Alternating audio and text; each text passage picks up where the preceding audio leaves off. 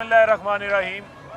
जैसा कि आपके इल्म में है कि रात के अंधेरे के अंदर एक एफआईआर जो है वो शेखुपुरा ज़िला के अंदर जो है वो दर्ज की गई, और जब मैंने उस एफआईआर का मतन पढ़ा तो मुझे ये समझ आई कि पाकिस्तान की जो पुलिस है उस पुलिस को जो एफआईआरें हैं वो रजनीकांत फिल्म के हदायतकार भेज रहे हैं। ये पता चला, पहली बार हमें ये पता चला कि अकेला निहत्ता फारूक हबीब जो है, जिसकी कोई मिलिटेंट ट्रेनिंग नहीं है, जो कि पाकिस्तान का एक आम शहरी है और एक पॉलिटिकल पार्टी का रहनुमा है, वो एक बगैर नंबर प्लेट के काले वीगो डाले को रोक के ये कहता है कि आपको हाई कोर्ट बुला रही है, आप फवाद चौधरी को यूं अगवा करके बाहर ना लेके जाएं, तौहीन अदालत ना करें, इनको हाई कोर्ट लेके जाएं। लेकिन पता चला कि जो निगरान सेटअप है ये भारतीय एक्शन फिल्मों से काफ़ी ज़्यादा जो है वो मुतासिर है, और एफआईआर का मतन ये बना दिया गया कि फारूक हबीब ने जो है 40-50 जो पुलिस एहलकार, मुसल्ला, तरबियत याफ्ता, कमांडो तरबियत याफ्ता, उनके साथ डकैती कर ली है, उनका वायरलेस भी छीन लिया है, उनकी वर्दियां भी फाड़ दी हैं, लेकिन फारूक हबीब को कुछ नहीं हुआ। सब कुछ जो है वो पुलिस के साथ हो गया। यानी इस किस्म की मुज़ीका खेज एफआईआर दर्ज करना सिर्फ इस वजह से कि उसके अंदर नाकाबिले ज़मानत दफात जो हैं वो लगा दी जाएं, और एफआईआर के बाद रात सारी जो है वो पकड़ धकड़ के लिए जो है वो ढूंढते रहे हैं। तो मैं इनको ये पैगाम देना चाहता हूँ कि आपने जितनी एफआईआरों का शौक़ पूरा करना है आप शौक़ पूरा कर लें। हमारी आपके साथ तो कोई दुश्मनी नहीं है, हम तो सिर्फ और सिर्फ इंतखाबात मांग रहे हैं, हम सिर्फ और सिर्फ आइन की हाकमियत चाहते हैं। लेकिन यहाँ पर कुछ ताकतवर हलकों ने यह फैसला किया है कि इमरान खान और उनके साथियों की जुबाबंदी कर दो, चाहे फवाद चौधरी को अलल सूबा मुंह अंधेरे उनके घर से बगैर वारंट उठा के ले जाओ, चाहे आदम सवाती पर तशद्दुद करो, बरहना करो, अज़वाजी ज़िंदगी से मुतल्लिक उनकी वीडियो उनके ख़ानदान को भेजो, चाहे शहबाज गिल पे तशद्दुद करो, अरशद शरीफ को रास्ते से हटा दो, सहाफ़ियों पर एफआईआर कटो, उनको जेल में डालो, बरहना करो, बुजुर्ग सहाफ़ियों पर तशद्दुद करवाओ। यानी कि पाकिस्तान ने पिछले 9 माह के अंदर वो कुछ देखा है जो शायद किसी आमरीत के दौर के अंदर भी नहीं हुआ, और चुन चुन के उन अफसरान को आज फिर तैनात किया जो 25 मई के सारे जुल्म, तशद्दुद और बर्बरियत के अंदर शामिल थे। तो इनको ये हम पैगाम देना चाहते हैं कि अगर आप आइन और कानून की बालादस्ती को नहीं मानते तो फिर जिम्मेदारी पाकिस्तान की अदलिया के ऊपर आती है। ये अदलिया का काम है, ये उनकी जिम्मेदारी है कि रियासत के हर शहरी के बुनियादी हकूक के ऊपर अमल दरामद, उनकी जिम्मेदारी है। इमरान खान जिनके ऊपर एक कातलाना हमला हो चुका है, उस कातलाना हमले के बावजूद पता है सबको उनकी जान को खतरा है, और अब पता चला है कि अल बदर नामी एक दहशतगर्द तंजीम है कोई अफगानिस्तान से, उनको जिन लोगों ने पहले इमरान खान के ऊपर कत्ल की मंसूबा साजी की थी, उन्हीं लोगों ने प्लान सी बना लिया है और इमरान खान के ऊपर हमला करवाना चाहते हैं। और आज के आज ही खैबर पख्तूनख्वा की सिक्योरिटी जो यहाँ मौजूद थी वो उनसे विड्रॉ कर ली गई। आप इमरान खान की सिक्योरिटी के ऊपर खुद कंप्रोमाइज करवा रहे हैं। इमरान खान 22 करोड़ लोगों की जान है, 22 करोड़ लोगों के दिलों में इमरान खान की मोहब्बत है। इमरान खान पाकिस्तान की बात करता है, उनकी तकालीफ को दूर करने की बात करता है, और आप उनकी सिक्योरिटी वापस ले रहे हैं। ये मैं बात वाशगाफ अल्फाज में बता देना चाहता हूँ। अगर इमरान खान की जान को कुछ हुआ तो जिम्मेदार आप लोग होंगे। और ये भी बता देना चाहता हूं कि इससे आप मुल्क का वो नुकसान पहुंचाएंगे जो पाकिस्तान को आज तक उसका दुश्मन भी वो नुकसान नहीं पहुंचा सका। लिहाजा मुल्क को जोड़ना है, मुल्क को मुत्तहद करना है। आज आपकी जो लाडली इंपोर्टेड हुकूमत है, जो नलाइके आजम, जिसका तोहफा बाजवा साहब हमें दे के गए हैं, खुद वो बाहर चले गए हैं। आपको पता है कि आज महंगाई के नंबर्स आए हैं। जो महंगाई हमारे दौर में 16% थी, उसके ऊपर सारे एंकर्स मीडिया के ऊपर शोर शराबा करवाया जाता था। शहबाज शरीफ मगरमच्छ के आंसू बहाते थे, आसिफ अली जरदारी शोर करता था, फजलुर रहमान शोर करता था, और राजा रियाज जैसे 20 लोटे कहते थे हम महंगाई की वजह से इमरान खान का साथ छोड़ गए हैं। तो भाई मार्च 2022 में 16% थी, आज 33% हो गई है, यानी 100% का इजाफा हो गया है। ना अब राजा रियाज नजर आता है, ना शहबाज शरीफ नजर आता है, ना फजलुर रहमान में अखलाकी जुर्रत है कि वो महंगाई की बात करे।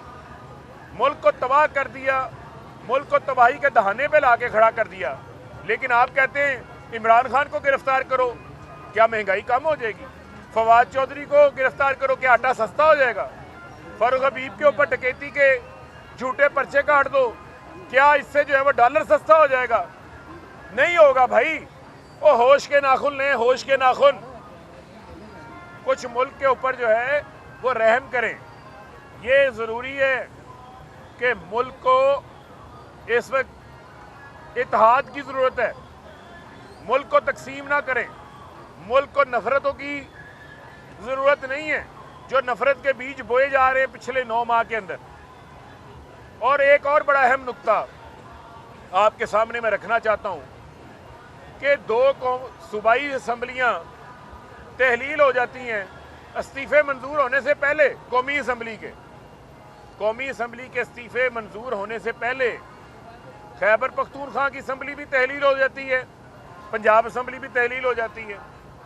इस्तीफे कौमी असम्बली के बाद में मंजूर होते हैं। लेकिन इलेक्शन कमीशन की जानिबदारी इससे बड़ी और क्या होगी कि आइन कहता है 90 रोज में इंतखाबात करवाने हैं। 14 तारीख की पंजाब असम्बली तहरील हुई है, आज 26-27 तारीख हो गई, 27 तारीख आज हो गई है, 14 दिन गुजर चुके हैं। लेकिन ना पंजाब असम्बली के इंतखाबात का शेड्यूल आया, ना KP के असम्बली का शेड्यूल आया। वो ज़िमनी इंतखाबात जिनकी अब कोई वक़्त ही नहीं है, जिसमें नून लीग को, आसिफ अली जरदारी को, फजलुर रहमान को कोई उम्मीदवार नहीं मिल रहा इमरान खान के मुकाबले के लिए, वहाँ का आज शेड्यूल जारी कर दिया। ये क्या मजाक कर रहे हैं आप पाकिस्तान के आइन के साथ? फौरी पंजाब के इंतखाबात का, खैबर पख्तूनख्वा के इंतखाबात का शेड्यूल जारी किया जाए। आपको आइन से रूगर्दानी नहीं करने दी जाएगी। जी ये बताइएगा कि कौमी असम्बली में इलेक्शन के लिए अनाउंस कर दिया गया, यहाँ पे सूबाई असम्बली के इलेक्शन हालांकि पहले आप लोगों ने समझा नहीं हुई, क्या पाकिस्तान तरीके इंसाफ अगर इलेक्शन कमीशन डेट नहीं देता सूबाई असम्बलियों की, कोई सड़कों पर आने का कोई एहतजाजी तरीका फैसला कर चुकी है? देखिए, बात यह है कि ये अवाम के पास कोई और रास्ता नहीं छोड़ रहे। हम अदालतों में चले गए हैं, अदालतों का हमें एहतराम भी बहुत है। मैंने इसी वजह से अपनी मुअज़्ज़िज़ अदलिया से बड़ी मौदबाना ये गुजारिश की है कि अब उनके ऊपर जिम्मेदारी आन पड़ी है। जब कोई ताकतवर अपनी ताकत के नशे में ये कह रहा है कि मैं आइन को नहीं मानता, कानून को नहीं मानता, मैं इंतखाबात नहीं करवाना चाहता, वो कौन है जो इंतखाबात नहीं करवाना चाहता? कौन है वो जो इतना ताकतवर है, जो अपने आप को आइन और कानून से बालातर समझता है? तो उसको आइन और कानून के नीचे किसने लेकर आना है? क्या हमने जोरे बाजू से लेके आना है? क्या हमने मुल्क के अंदर सड़कों के ऊपर निकल के आना है? या कानून और आइन के लिए हमेशा हाकमियत के लिए अदलिया का दरवाज़ा खटखटाया जाता है?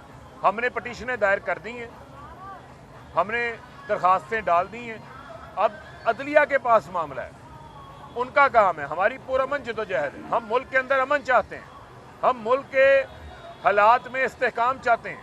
लिहाजा अदलिया से ये गुजारिश है कि आप इंटरवीन करें और जो आइन की अभी तक खिलाफ वर्जी हो रही है उससे इनको रोका जाए और इनको पाबंद किया जाए। माजी में आपने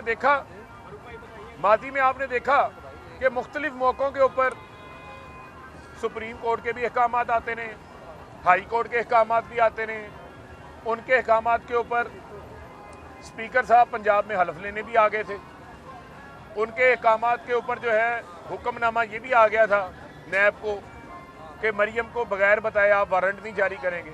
तो यहाँ भी हमें इसी किस्म का जो है वो इंसाफ चाहिए जो पहले मिलता रहा है लोगों को। अच्छा फर्क भाई, इस वक्त मुल्क में लाखों केसेस पेंडिंग पड़े हुए हैं अदालतों में, क्या वजह है कि सियासत इस स्टेज पर आ गई कि सियासतदान आपस में बात नहीं कर सकते, उल्टा अदालतों की तरफ नजरें लगा रहे हैं, अदालतें आम गरीब आदमी को इंसाफ नहीं फराहम कर रही, वो डिले केसेस जा रहे हैं, किस तरह आपके फैसले? देखें, बात ये है, बात सियासतदानों से होती है, चोरों डाकुओं से नहीं होती।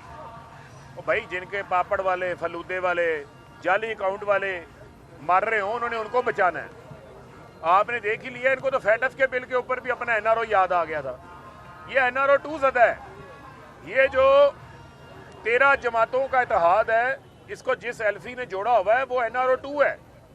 वो जो करप्शन तो सब ने की है, वो कहते हैं ना, इस करप्शन के साए तले ये जरदारी, शहबाज, फजलुर रहमान सब एक हैं। अच्छा पर भाई ये बताइएगा कि KPK सिक्योरिटी वापस ले ली है, पंजाब सिक्योरिटी वापस लेने की बातें भी चल रही हैं, तो क्या पंजाब की जो सिक्योरिटी वो भी अगर वापस ले ली गई तो खान साहब यही लाहौर में क्याम करेंगे? देखें, खान साहब कहाँ क्याम करेंगे, कहाँ नहीं करेंगे, ये तो वक्त बताएगा। अभी उनके डॉक्टर्स ने भी उनका जो है वो चेकअप उनका ड्यू है, लेकिन अभी वो यहीं पे हैं। लेकिन मुझे आप ये बताएं, सिक्योरिटी विड्रा करनी है किस मकसद से करनी है? इस टाइम अगर किसी की जान को ख़तरा है तो इमरान खान की जान को ख़तरा है, किसी और की जान को ख़तरा नहीं है। लिहाजा हम तो अभी भी जो मौजूदा सिक्योरिटी है इसके इंतजाम से भी मुतमिन नहीं है, हमारा अदम एतमाद है। फिर वज़ीर बाज़ार के दाखिला में एप्लीकेशन क्यों नहीं देते? वो खुद कह रहे हैं कि क्योंकि जो सवाल मुझे ये बताएं, मुझे सिर्फ ये बताएं, आपका सवाल मैं समझ गया हूँ।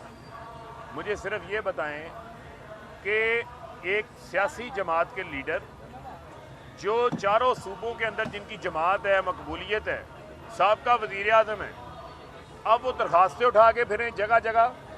यहाँ ये रियासत की जिम्मेदारी है कि अपने शहरियों की जान माल का तहफ़्फ़ुज़ उन्होंने करना है।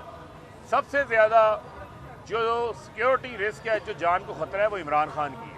तो लिहाजा ये एक मुज़हका खेज़ बातें हैं, जो ये करता है और जो ये नहीं करता वो अपनी जिम्मेदारी से राह फरार इख्तियार कर रहा है। बड़ा अहम किरदार अदा करते रहे हैं पिछले दिनों में भी कि मामला किसी तरह खाम और तफरीक ख्याल हो जाए, लेकिन गुज़श्ता रोज़ उन्होंने सहाफ़ियों से मुलाकात में कहा कि मैंने ये मुतालबा किया बड़े लोगों से कि हम फौरी का जो मुतालबा है, फौरी इलेक्शन है वो निकाल दें, इलेक्शन की डेट दे दें 2023 में ही, लेकिन अभी तक किसी किस्म की सुनवाई नहीं। आपको लगता है 2023 में इलेक्शन हो जाएंगे? सदर साहब के बकौल इसका मतलब ये है कि सदर साहब जो है वो ज़्यादा सेंसिबल सोच रखते हैं और वो कौमी मुफाद की बात कर रहे हैं, और जो उसका मुस्बत जवाब नहीं दे रहा उनकी एवेल्यूएशन फिर अवाम को करने दें।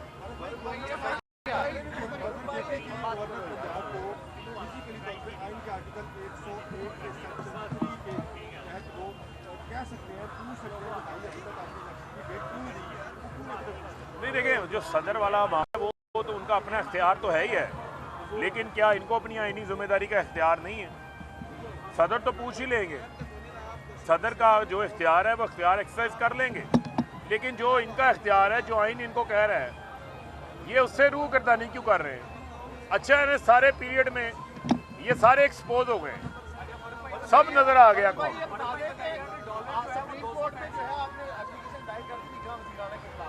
अगर आपके हाथ में फैसला नहीं आता तो क्या आप इलेक्शन में जाएंगे? फिर इलेक्शन में इसी निज़ाम वाला के सेटअप के नीचे हम इलेक्शन से राय फरार इख्तियार नहीं करेंगे, जो नून लीग और PDM ने की हुई है, जूतियां उतार के भागे। होगा, कबूल होगा।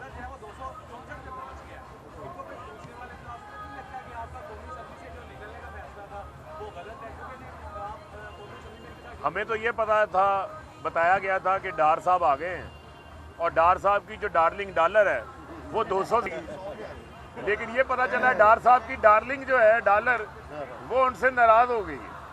और उस डार्लिंग की जो नई डार्लिंग है, जो डार साहब की डार्लिंग डॉलर थी, उस डॉलर की जो नई डार्लिंग है वो IMF बन गई है।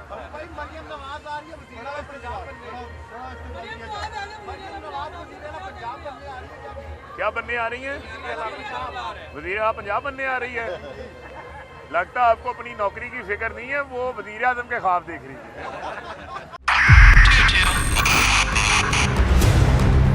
2022 बहुत सारे तोहफे भी देखे गया पाकिस्तान की आवाम को। पाकिस्तान की आवाम को एक तोहफा ये दिया कि आवाम को पता चल गया कि पाकिस्तान का मीडिया क्या है। साल 2022 में सबसे ज्यादा देखे जाने वाला चैनल बोल न्यूज रहा नंबर 1। हमने बहुत सारे शोज और ट्रांसमिशंस की, पूरा साल मुसलसल जदोजहद में निकल गया कि ये वोट ऑफ कॉन्फिडेंस के पीछे कौन लोग थे। तोड़े रेटिंग के सभी रिकॉर्ड। सोशल मीडिया पर भी सबसे ज्यादा तेजी से 2.4 बिलियन व्यूज का संगे मील अबूर किया। एंकर्स को भी आवाम में सबसे ज्यादा मकबूलियत मिली और सोशल मीडिया पर भी बोल रहा सब पर भारी। सब्सक्राइब करें और बेल दबाएं ताकि कोई खबर रह न जाए।